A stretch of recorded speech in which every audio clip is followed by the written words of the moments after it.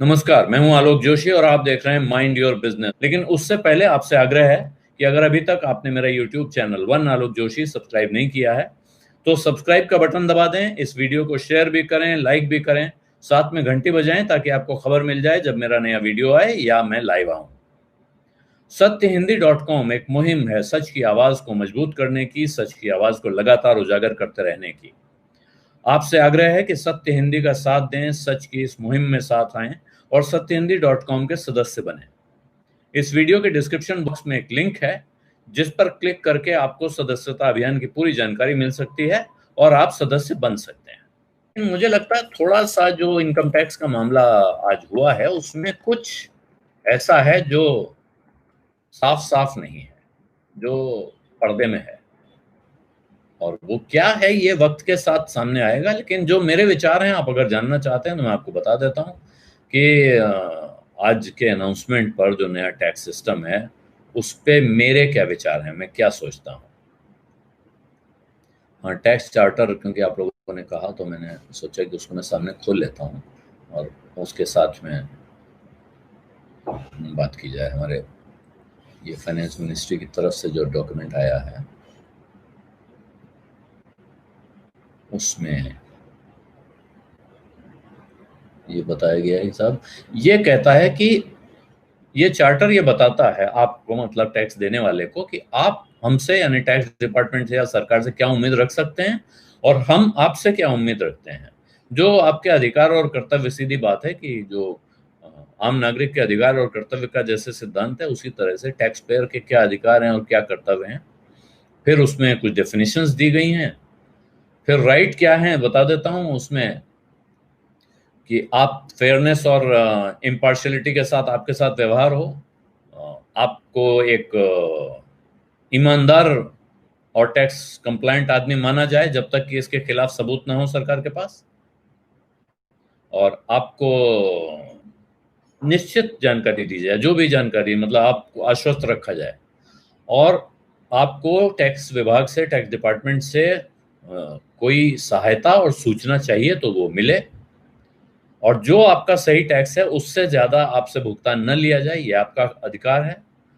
और आपसे कोई टैक्स पिछली तारीख से न लिया जाए, ये भी है कि ऐसा नहीं है कि आपको कोई आप पर ऐसा टैक्स लगा दिया जाए जो आज से नहीं, बैकडेट से लागू हो। और इसी तरह कंप्लायंस कॉस्ट कम हो। तो इस तरह की हिसाब है, और इसमें ये भी है कि आप पेमेंट प्लान भी मांग सकते हैं कि मैं इतना टैक्स एक साथ नहीं दे सकता हूँ, तो आप मुझे बताएं कि मैं कैसे कैसे टुकड़ों किस्तों में चुका सकता हूँ। तो ये एक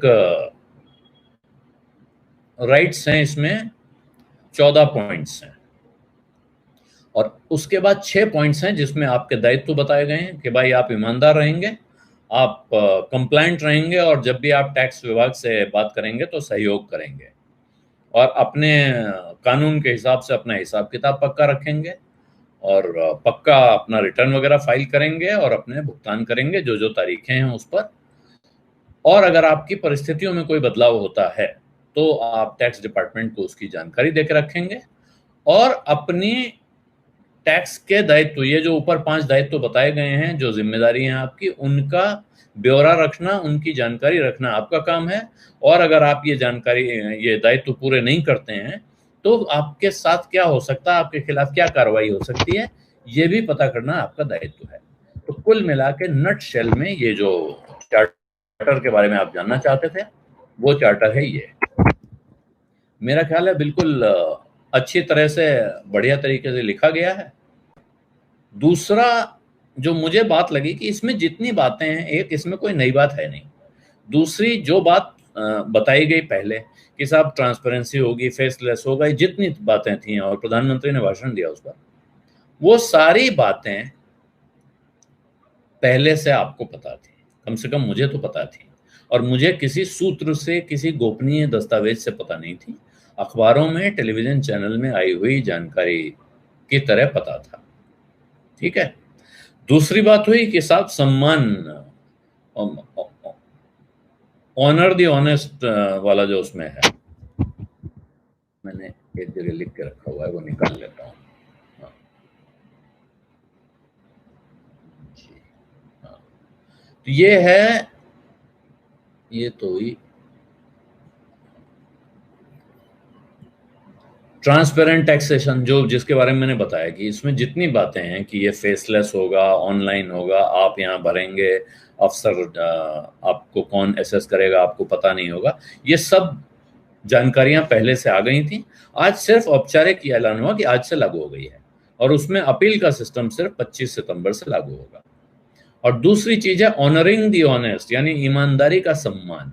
अब ईमानदारी के सम्मान में बहुत इंटरेस्टिंग बात है जो मैं उठाने की बात सोच रहा हूं कि आपके लोगों के तमाम जितने लोग आप में से इनकम टैक्स रिटर्न भरते हैं उन सब के पास वो आया होगा पिछले दिनों एक सर्टिफिकेट, मेरे पास भी आया था कि आपको ब्रॉन्ज सर्टिफिकेट दिया जाता है। तो जो ब्रॉन्ज सर्टिफिकेट है वो मुझे दिया गया, वो ब्रॉन्ज सर्टिफिकेट क्या है मैं ये समझना चाहता था, आपको भी आया होगा। तो मुझे ऐसा लगा कि ये आप कितना टैक्स चुका रहे हैं, कितनी रकम आपकी है, उसके हिसाब से आपको सर्टिफिकेट मिल रहा है।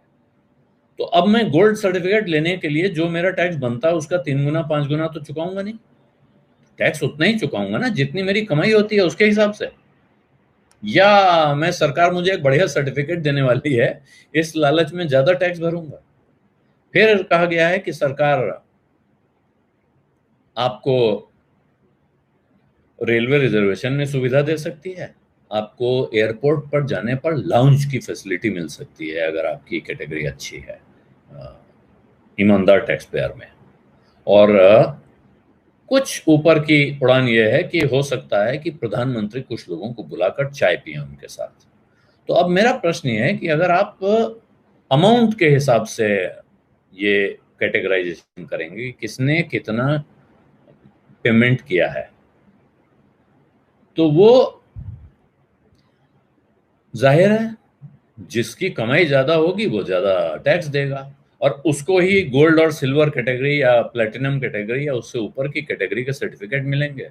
उन्हीं का सम्मान होगा कि साहब ये, जैसे आप जानते होंगे अगर कोई LIC एजेंट को आप जानते हैं कि LIC एजेंट करोड़पति एजेंट, लखपति एजेंट, करोड़पति एजेंट, अब शायद अरबपति एजेंट होते हों, ऐसा होगा। तो ये कहानी जो है वो चाय, अब चाय की बात है कि आप चाय पीने के लिए घर बेच के टैक्स तो भरेंगे नहीं, टैक्स वही देंगे जितना कमाएंगे।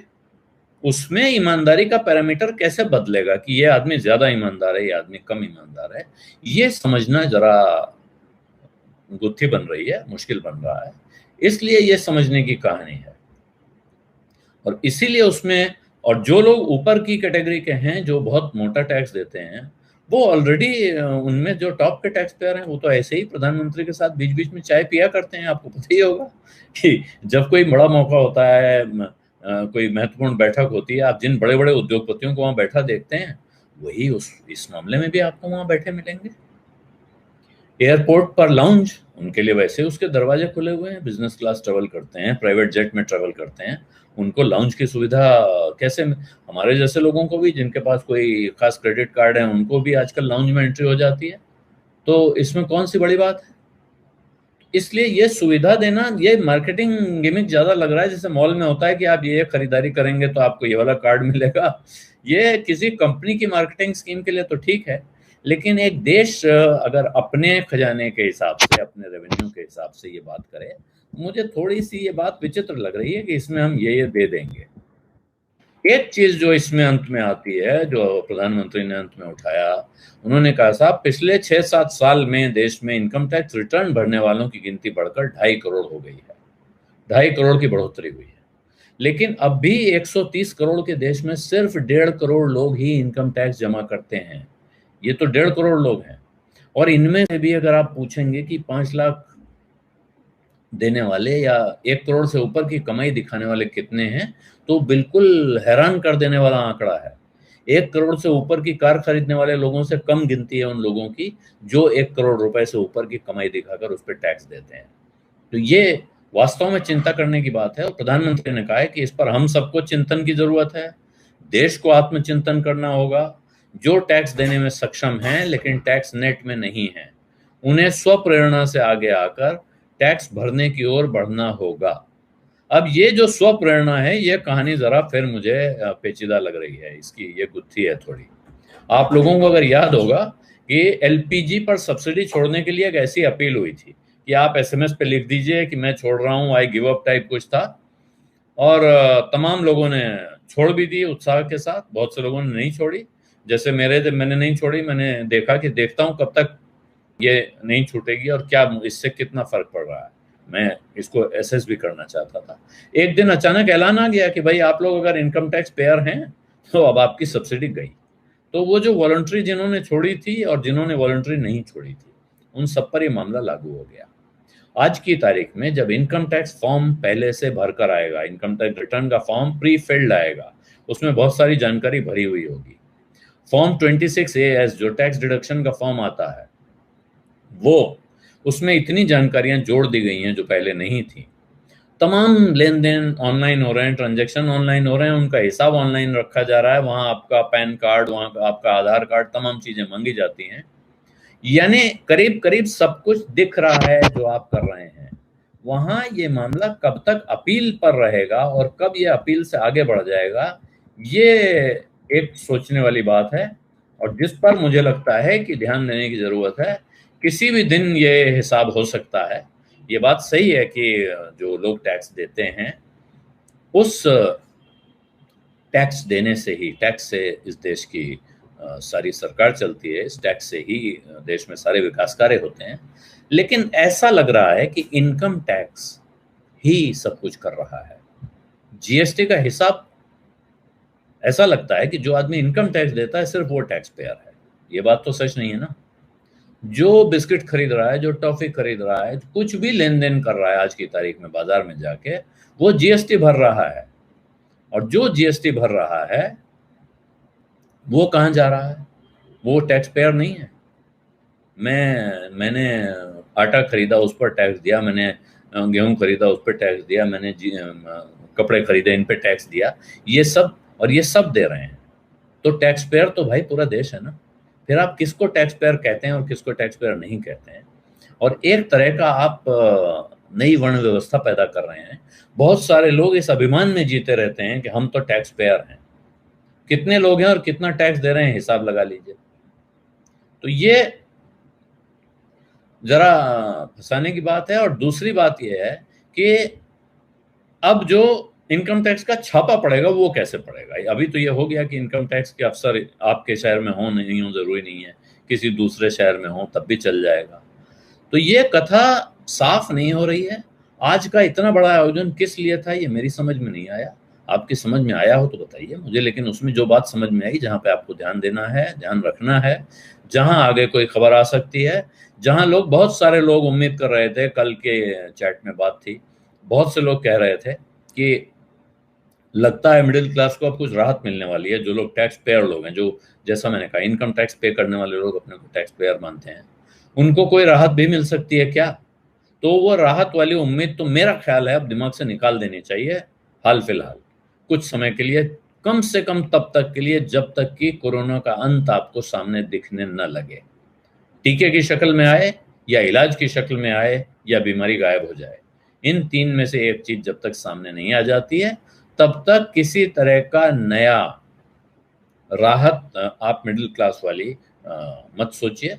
सरकार शायद कुछ कर सकती है, लेकिन सरकार उसके लिए किसी माकूल मौके का इंतजार कर रही है मुझे लग रहा है।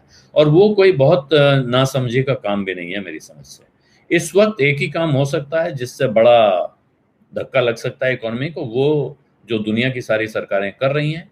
लेकिन वो तरीका महंगा पड़ सकता है अगर उस तरीके में आपके पास ये विजिबिलिटी नहीं हो कि कितने समय तक ये लिक्विडिटी का इंजेक्शन लगाना है, कितने समय तक नोट छाप के बांटने हैं, और कितने समय के बाद इकोनॉमी वापस पटरी पे तेजी से चल पड़ेगी।